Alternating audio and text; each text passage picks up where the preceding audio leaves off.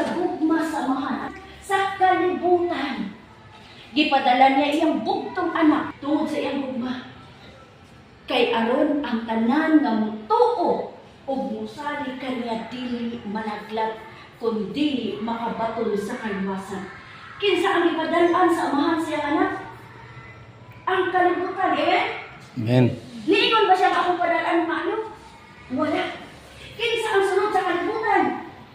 Tanan, makasasala, mga suwail, mga disobedience, mga gahit uno, mga barubado ang ipadalan sa amahan sa iyang anak. Gipadalan niya. Bisan wala pa tayo ginasyon sa Ginoo, gipadalan ng pamilya sa iyang anak. Isip sakripisyo alang sa atong mga sala. Nagpili ang Diyos. Yan siya, diri nakita ra ang padalaan sa akong anak. Kaya nila nakita, maayaw ni tao dali. Kamalagin mo kadili nila, hilabta ng akong anak. Paminamon yun nila. Wala siya naginoon. But God, the Father, sending His only Son to the world. Dinhi sa kalibutan. So, sa ato pa, wala gipili ang Diyos. Pero, but you have the choice. Dawaton o isalikway. Tanan nga mudawat. Dili maimperno, kundi makabaton sa kinabuhing walay katapsan.